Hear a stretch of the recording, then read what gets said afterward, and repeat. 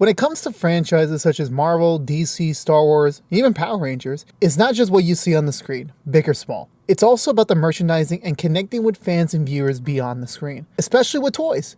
The number one piece of merchandising that both kids and adults would love to own and feel closer with the property. That comes true with Power Rangers, where after 30 years of the franchise being on the air, I've seen vast arrays of toys in different eras with many kids and adults taking a look at it from all angles. For me, I learned more about licensing and how different companies can make their mark on a series, for better and for worse. This is my Power Rangers Lightning collection so far and the many sides of the toy licenses.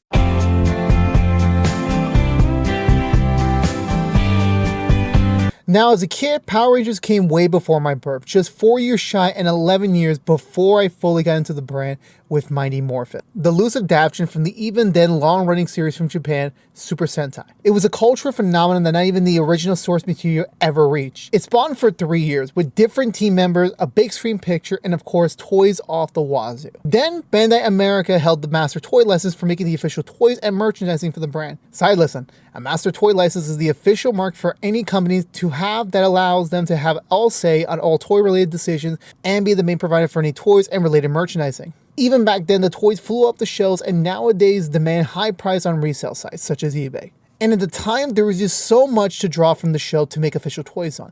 Action figures based on the suits, vehicle sets with the Cyclones and gliders, the Morphers themselves, and of course, the Megazords. It was an endless stream of cash coming in for Bandai. As the times transitioned to the early 2000s, there was an opportunity to expand into other avenues of merchandising such as video games and partnerships. When I started my first season with Power Rangers Dino Thunder, such a classic, I wanted to collect the McDonald's waves of toys that were made for the season. It wasn't anything special, but hey, it was at the time an inexpensive way to get toys based on the show. Then going into the next year where I got my hands on Power Rangers SPD for the Game Boy Advance. It goes to show I was the target demographic and it was a bullseye. After the 15-year mark of the series, I noticed a change with the direction of the show and for the toy lines themselves.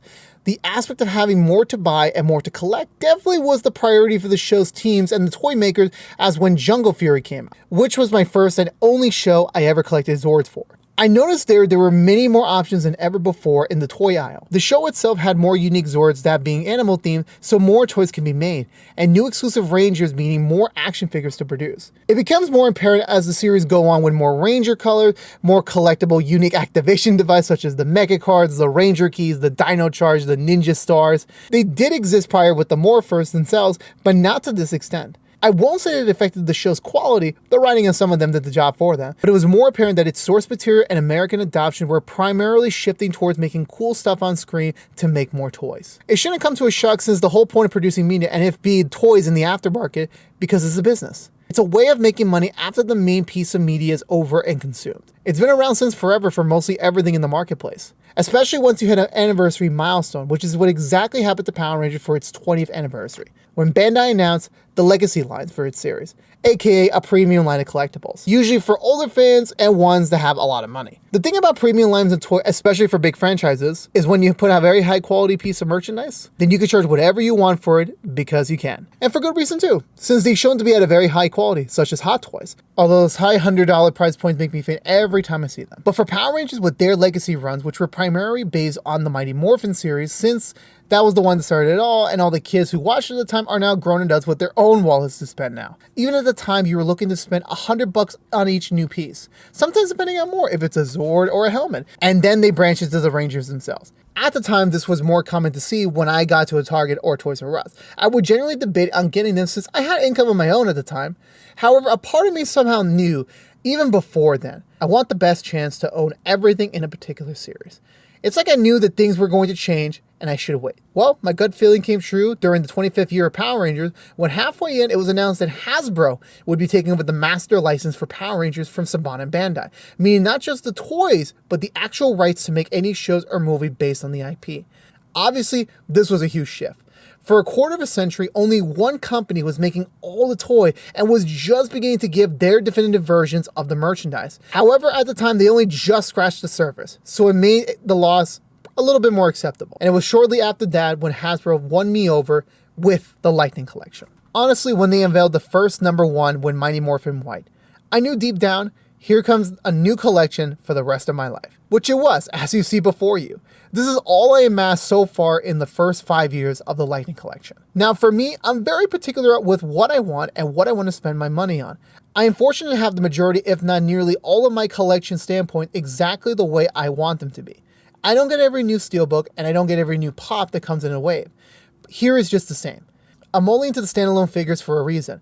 None of the vehicle packs, none of the Versus pack, no monsters, no Zords, no weapons, none of that. Not only does it restrict me from wasting all of my money on one particular set of collectibles, but it's also so I have a nice flow of what I'm trying to showcase in my display. It's so wise and smart for them to take advantage of 30 years of material to work with, not just in the main show, but with the comics, crossovers, and alternate costumes. They're using the license wisely and pacing them out so you have the big ones that everyone will be buying, but as well as the ones that hardcore fans have been waiting for. It's not a perfect series, mind you, even for 20 to 25 bucks. It's never going to be near perfect scale or have perfect paint accuracy. It has scripts that even I still have to know, such as some of the figures having obviously missing paint, but I'm not just talking about the morphers not having any colors to them at the time, but having a whole visor outline missing up one of the Rangers was such a big L for them. Plus, some of the articulation is messed up, some of the items are a little bit too flimsy and gets worn out quickly. Now, even as I start complaining, of course they could release more higher priced items to get to a much more 100% accuracy, but that's not even the point of things. Since this is all quality control issues for a line of toys you claim to be the most accurate representation of the brand thus far. I know wording can get a little tricky at times, but I'm allowed to bring it up. Now, the real big L for me personally, currently, is the new boxes. Now, I'll say first off that my issue isn't with the lack of plastic. I'm all for being green and reducing waste, but there has to be a way to keep the same box size since looking at the difference, it sticks out like a sore thumb. No matter what angle you put it at, it's a super inconsistent flow to your collection. The only main two plastic pieces were the front window and the peg holder, which you could have either made a tighter cardboard peg holder and also just use another photo of the Ranger in the front and keep the same dimensions. Now, there are planning to do another version of them putting back the plastic, but this time using eco-friendly plastic, which in my brain is like, well, why didn't you do that in the first place? You know what, it's a whole nother thing. Lastly comes another question to my own choices when they announced the remaster line for the 30th anniversary. Only for Mighty Morphin for now, but this is now being advertised as the definitive version for all their figures, which includes more effect pieces, better molds, and a cooler box. Now, will they make more? I have no clue. But they had me by the wallet and had me debating my next move for this. But in all honesty, for right now, I am very happy for what I do have and will continue until it is done. When will that be? Honestly, I don't really know. But for now, this will serve as my own definitive Power Rangers collection, and hopefully there won't be any more changes. Until next time, let me know in the comments down below how's your collection like. I would love to hear about them. But until next time, stay safe out there, be good to each other, and as always, peace out.